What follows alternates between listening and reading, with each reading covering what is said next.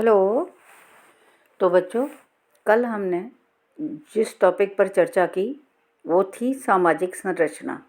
आज हम आपके मध्य एक नया टॉपिक लेकर उपस्थित हुए हैं और टॉपिक का नाम है सामाजिक परिस्थिति अर्थात सोशल स्टेटस।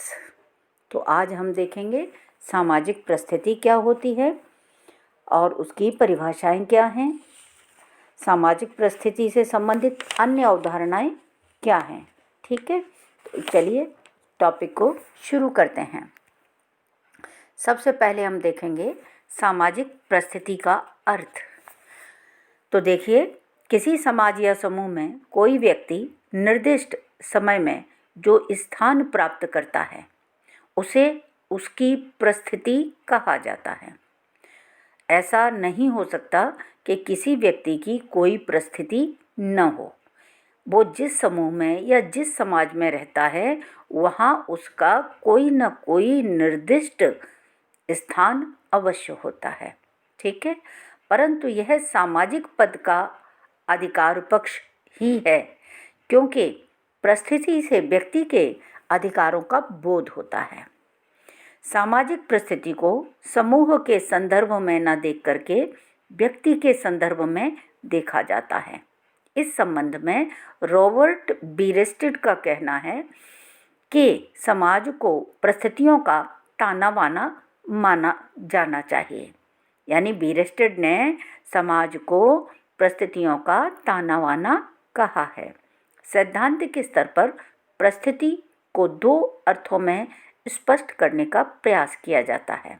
पहला अर्थ देखिए, पहले अर्थ में इससे एक निश्चित क्रम का पता चलता है, अर्थात इससे उच्च या निम्न भाव प्रकट होता है। जैसे ऑफिस में बड़े बाबू को अन्य बाबुओं से अधिक प्रतिष्ठा प्राप्त होती है। दूसरे अर्थ में देखिए, इससे किसी प्रकार के क्रम का आभास नहीं होता, जैसे वैवाहिक या आयु परिस्थिति। समाज में व्यक्तियों की परिस्थिति का निर्धारण सामाजिक नियमों के अनुसार होता है, जो हर समाज में अपने अपने हिसाब से लिया जाता है। अब हम इसके बारे में थोड़ा सा और गहराई से देखते हैं कि सामाजिक परिस्थिति की जो अवधारणा है वो कब से आई है। तो 1920 ईस्वी से पूर्व परिस्थिति से आशय व्यक्ति की उन शक्तियों अथवा सीमाओं से होता था जिन्हें कानून की दृष्टि से मनवाया जा सके। इससे व्यक्ति की उच्चता अथवा हीनता का भाव प्रकट होता था। परंतु धीरे धीरे इस शब्द का प्रयोग किसी व्यक्ति के मूल्यांकन से अलग तटस्थ अर्थ में किया जाने लगा और 1936 में एक समाजशास्त्री हैं राल्फ लिंटन, इन्होंने अपनी पुस्तक द स्टडी ऑफ मैन में इस शब्द का प्रयोग किसी भी सामाजिक व्यवस्था में व्यक्ति के स्थान अथवा पद को प्रकट करने के अर्थ में किया। तो बच्चों, ये बात आपको ध्यान में रखनी है कि सामाजिक परिस्थिति का सर्वप्रथम प्रयोग 1936 में राल्फ लिंटन के द्वारा किया गया, जो उन्होंने अपनी पुस्तक स्टडी ऑफ मैन में किया। ठीक है, और किसके लिए किया ये? इस शब्द का प्रयोग उन्होंने सामाजिक व्यवस्था में व्यक्ति के स्थान अथवा पद को प्रकट करने के अर्थ में किया। उस समय से इसका प्रयोग समाजशास्त्र में भी अधिकाधिक इसी अर्थ में होने लगा। किसी सामाजिक समूह को एक संबंधों की संरचना के रूप में देखा जा सकता है। यह संरचना वास्तव में अंतर संबंधित कुछ परिस्थितियों को दर्शाती है, जैसे एक परिवार में पिता, माँ, भाई, बहन, भाभी आदि परिस्थितियाँ। एक कॉलेज में प्रिंसिपल, शिक्षक, विद्यार्थी, क्लर्क, चपरासी आदि की परिस्थितियाँ। तो अब आपको परिस्थिति का अर्थ और आशय दोनों अच्छे से समझ आ गए होंगे कि परिस्थिति क्या है। जिसके अच्छा, इसमें एक और चीज़ देखिए, इस प्रकार हम ये भी कह सकते हैं कि परिस्थिति से अभिप्राय किसी समाज अथवा समूह विशेष में व्यक्ति के पद से होता है, यानी स्थान से होता है, व्यक्ति किस स्थान पर है। प्रत्येक समाज और समूह में इस प्रकार के अनेक पद होते हैं। इन पदों से व्यक्ति की प्रतिष्ठा जुड़ी होती है। किसी व्यक्ति को उतने ही पद प्राप्त होते हैं जितने समूहों में उसकी सदस्यता होती है। यह सामाजिक पद व्यक्ति को या तो विरासत में मिलता है या उसे अपनी योग्यता और परिश्रम से प्राप्त करना होता है। तो दो ही चीज़ें हैं, या तो विरासत में मिल गया या अपनी योग्यता से उसने प्राप्त किया। जॉनसन के अनुसार सामाजिक पद के दो प्रमुख तत्व हैं, अधिकार और कर्तव्य, और ये दोनों एक दूसरे के पूरक हैं। प्रत्येक सामाजिक पद कुछ अधिकारों और कर्तव्यों या दायित्वों की व्याख्या करता है। उदाहरण के लिए देखिए, कॉलेज के प्राचार्य, कॉलेज में जो प्राचार्य का पद है उसके अधिकारों और दायित्वों की व्याख्या करता है। इसलिए सामाजिक पद को व्यक्तियों के अधिकारों एवं कर्तव्यों का एक जटिल समग्र कहा गया है। समाजशास्त्री शब्दावली में सामाजिक पद के अधिकार वाले पक्ष को परिस्थिति कहा जाता है, जबकि कर्तव्य वाले पक्ष को हम भूमिका कहते हैं। इस प्रकार सामाजिक पद परिस्थितियों एवं भूमिकाओं की जटिल व्यवस्था है। जॉनसन ने अपने शब्दों में कहा कि इस प्रकार एक सामाजिक पद के दो भाग होते हैं, एक में दायित्व निहित होता है और दूसरे में अधिकार। सामाजिक पद के इन दोनों भागों को हम इसकी भूमिका एवं परिस्थिति कह सकते हैं। भूमिका शब्द दायित्वों को प्रकट करता है और परिस्थिति शब्द अधिकारों को प्रकट करता है। तो मैंने आपको बता दिया, भूमिका और परिस्थिति एक सिक्के के दो पहलू, ऐसे समझ लीजिए आप, ठीक है, एक सिक्के के दो पहलू। अच्छा, कई विद्वान ऐसे भी हैं जो इसको पर्यायवाची के अर्थ में प्रयोग करते हैं, परंतु ऐसा नहीं है। जॉनसन इस बात से सहमत नहीं है। वस्तुतः सामाजिक पद और सामाजिक परिस्थिति में अत्यधिक बारीक अंतर पाया जाता है। इसे एक उदाहरण के द्वारा देखिए। जॉनसन ने हमें बताया कि कभी कभी एक व्यक्ति को एक से अधिक सामाजिक पद प्राप्त होते हैं। जैसे कोई व्यक्ति एक साथ राष्ट्रपति भी है, लेकिन वो किसी का पिता भी है और किसी का पति भी है और किसी का पुत्र भी है ना। तो एक साथ देखिए आपको कितनी सारी आपको उसे जो है परिस्थिति मिली है। ठीक उसी प्रकार से सामाजिक पद पर एक से अधिक व्यक्ति भी हो सकते हैं, जैसे वकील है, शिक्षक है, इत्यादि इत्यादि। तो ये चीज़ें देखिए। अब और देखते हैं, आगे बढ़ते हैं और अब हम परिस्थिति को भली भांति समझने के लिए कुछ परिभाषाएं आपके सामने रखते हैं। पार्सन्स और सिल्स नाम के जो समाजशास्त्री हैं, उन्होंने बताया कि संस्थाओं के औपचारिक वर्णन में किसी कर्ता के पद का वर्णन यह कहकर किया जाता है कि वह एक परिस्थिति पर आसीन है। इनके अनुसार संस्थाएं समाज द्वारा स्वीकृत कार्यप्रणालियाँ एवं नियम हैं। इन कार्यप्रणालियों के लक्ष्यों की प्राप्ति के लिए निर्धारित कार्यकर्ता हैं जो संस्थाओं के अनुसार विशिष्ट पद रखते हैं। ये पद ही अनेक आचरणों के आधार बन जाते हैं, ठीक है। इसे ही पार्सन्स एवं सिल्स के अनुसार परिस्थिति कहा जाता है। अब एक और समाजशास्त्री आपके समक्ष रखती हूँ, उनका नाम है मैकआइवर और पेज। मैकआइवर और पेज के अनुसार परिस्थिति वह सामाजिक पद है जो अपने धारक के लिए उसके व्यक्तिगत लक्षण या सामाजिक सेवा के अतिरिक्त प्रभाव, प्रतिष्ठा और आदर की मात्रा भी निर्धारित करता है। इस बात देखिए, इन विद्वानों ने सामाजिक परिस्थिति में निश्चित मात्रा में प्रतिष्ठा, आदर व सम्मान के तत्व को निहित माना है। वास्तव में वे छात्र संघ के नेता की परिस्थिति साधारण सदस्य की परिस्थिति से अधिक सम्मान और प्रतिष्ठा वाली मानते हैं। इन्हीं तत्वों पर जोर देते हुए लिंडग्रेन ने भी लिखा है कि एक पद की परिस्थिति को उसकी शक्ति, प्रतिष्ठा और अनन्यता के संदर्भों में ही परिभाषित किया जा सकता है, ठीक है। अब चलते हैं, एक और राइटर आपके समक्ष रखती हूँ। राइटर का नाम है इलियट और मेरिल। इलियट और मेरिल के शब्दों में परिस्थिति व्यक्ति का वह पद है जिसे व्यक्ति किसी समूह में अपने लिंग, आयु, परिवार, वर्ग, व्यवसाय, विवाह व उपलब्धियां आदि के फलस्वरूप प्राप्त करता है।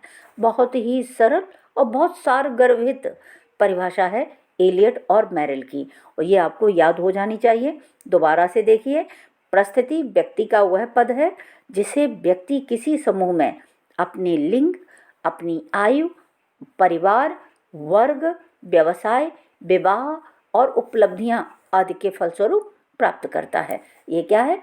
ये उसकी परिस्थिति है।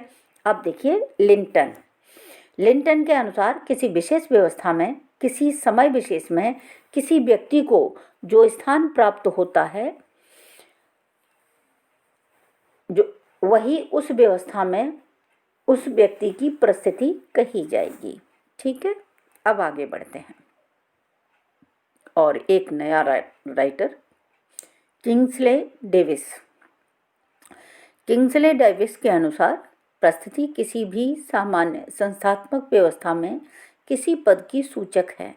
ऐसा पद जो समाज द्वारा स्वीकृत है और जिसका निर्माण स्वतः ही होता है तथा जो जनरीतियों व रूढ़ियों से संबद्ध है।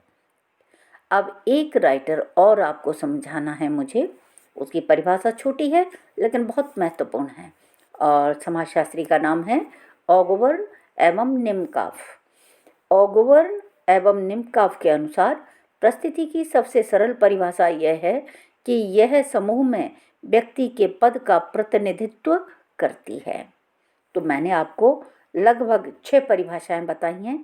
इन परिभाषाओं से स्पष्ट होता है कि परिस्थिति से अभिप्राय उस स्थिति अथवा स्थान से होता है जो किसी सामाजिक व्यवस्था में व्यक्ति या समूह प्राप्त करता है।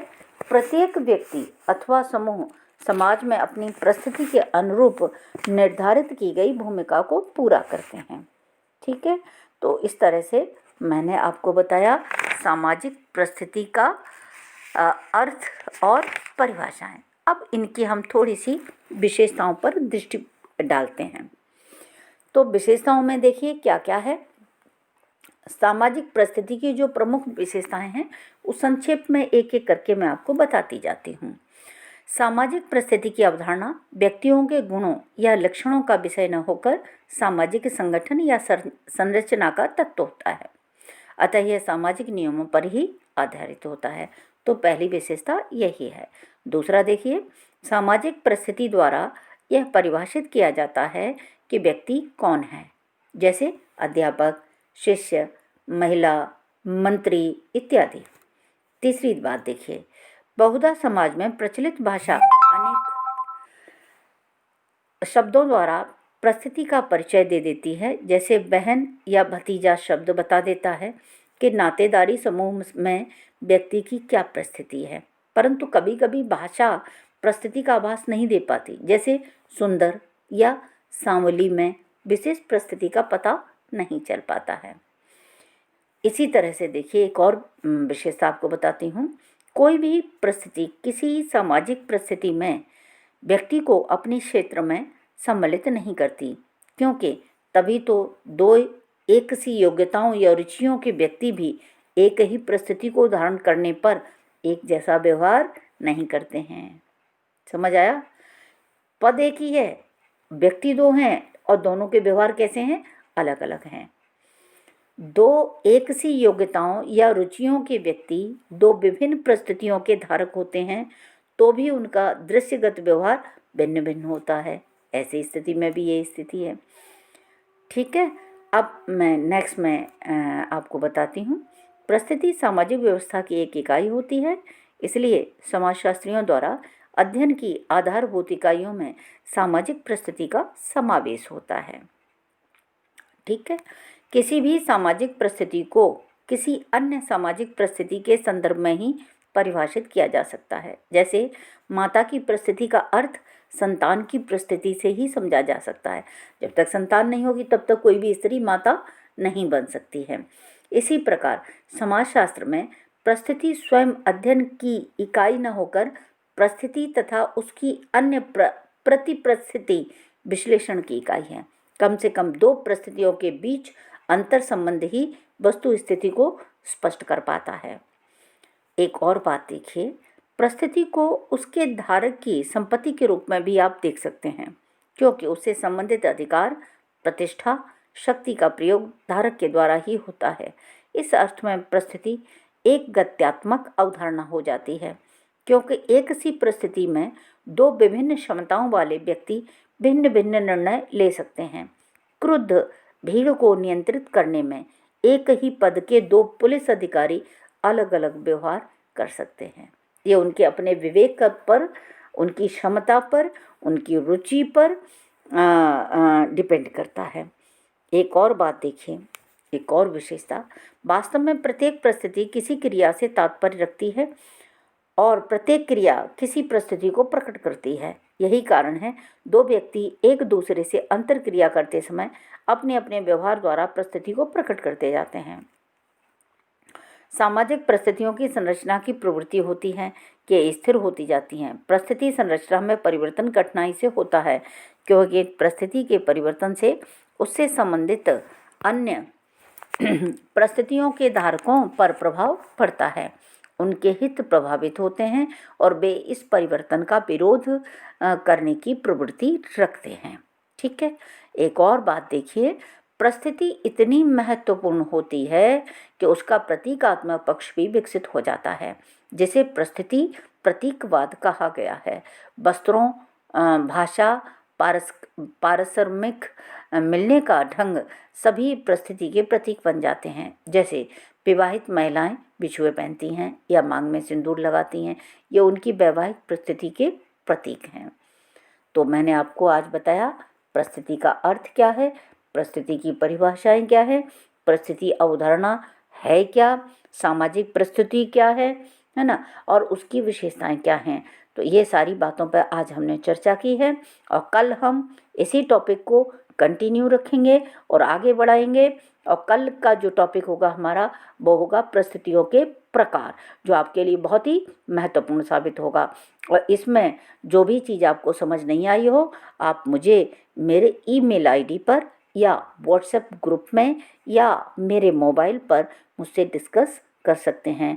Thank you very much.